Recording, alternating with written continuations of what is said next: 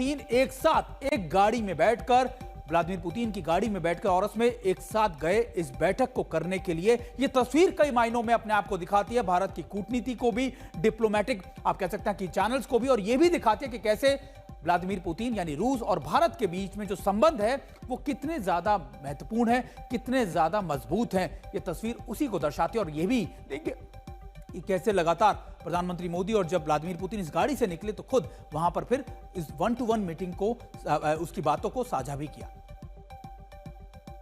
आपसे मिलकर बहुत खुशी हो रही है और मैं हमेशा अनुभव करता हूं कि आपको मिलना मतलब एक यादगार मीटिंग भी होती है, बहुत सी चीज़ों की जानकारियों का आदान प्रदान करने का अवसर मिलता है।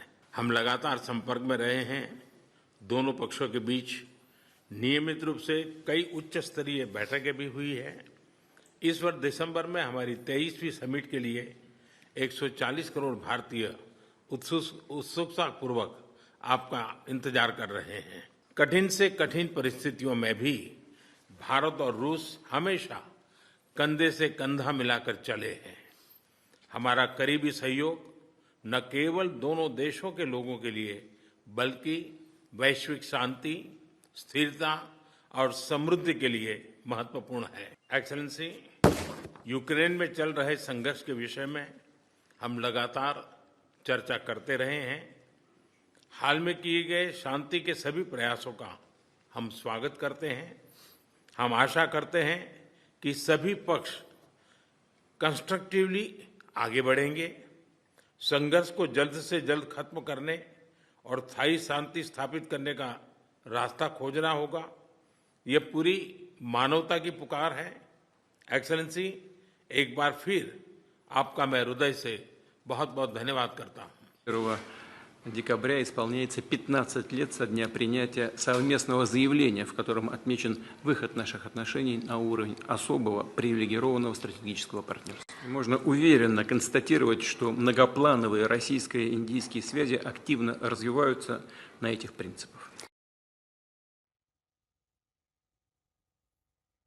और एससीओ बैठक में कई महत्वपूर्ण मुद्दों पर चर्चा हुई, लेकिन सबसे महत्वपूर्ण था प्रधानमंत्री मोदी और रूस के राष्ट्रपति व्लादिमीर पुतिन की 1-to-1 बैठक। लेकिन इसमें महत्वपूर्ण बिंदु क्या निकलते हैं, कौन कौन से ऐसे मुद्दे थे जिनको लेकर बातचीत की गई, आइए आपको समझाते हैं। देखिए, सबसे पहले पुतिन से मुलाकात में प्रधानमंत्री मोदी ने क्या बड़ी बातें कही। हम लगातार संपर्क में रहे हैं। इसके अलावा दोनों पक्षों के बीच कई उच्च स्तरीय बैठक भी हुई हैं। ये कुछ महत्वपूर्ण बातें हैं जो हम आपको प्रधानमंत्री मोदी के उस एड्रेस में बता रहे हैं। 140 करोड़ भारतीय उत्सुकता के साथ आपका इंतजार कर रहे हैं, यानी जो व्लादिमीर पुतिन भारत आने वाले उसको लेकर ये बात की गई।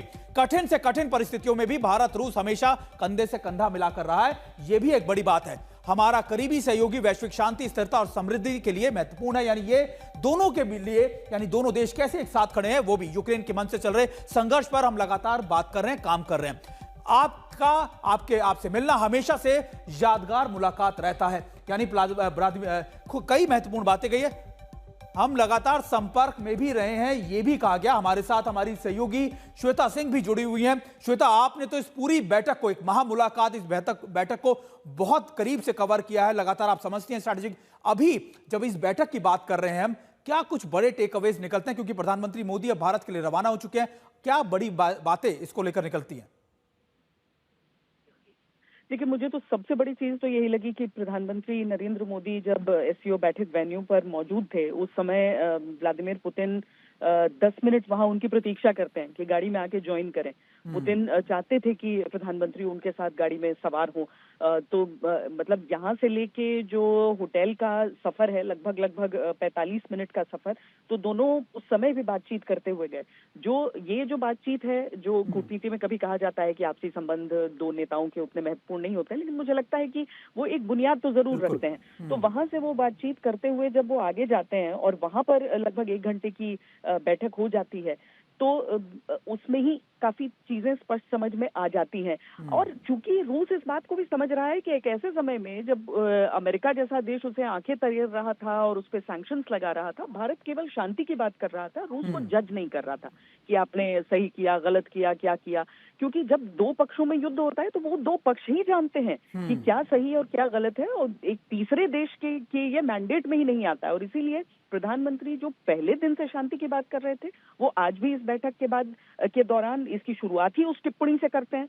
ये भी अपने आप में बड़ी चीज है। और मुझे लगता है कि जिस सहयोग को एजेंडे पर लेकर भारत गया था इस बैठक में शामिल होने के लिए, उसको लेकर बात बनी है, उसको लेकर बात बढ़ी है। धीरे धीरे और ज्यादा इन चीजें इसमें से निकल कर आएंगी, लेकिन जो स्ट्रेटेजिक पार्टनरशिप है दोनों देशों के बीच, उसको लेकर अगर दो नेता रीअफर्म करते हैं अपने सपोर्ट को कि ये और ज्यादा इसको सशक्त किया जाएगा, तो बाकी काम तो फिर बाकी अधिकारियों का हो जाता है, अफसरों का हो जाता है।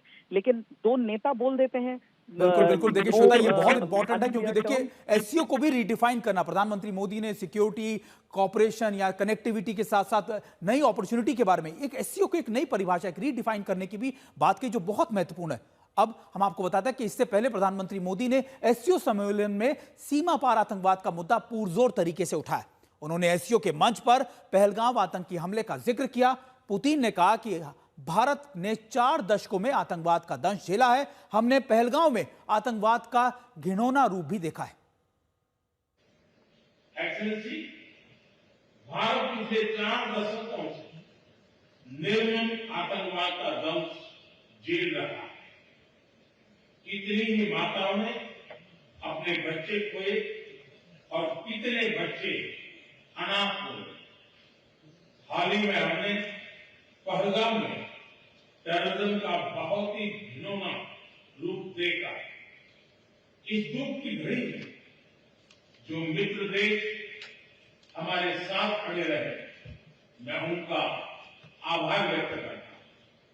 यह हमला केवल भारत की अंतरात्मा पर ही आघात नहीं, यह मानवता में विश्वास रखने वाले हर देश, हर व्यक्ति को खुली चुनौती थी।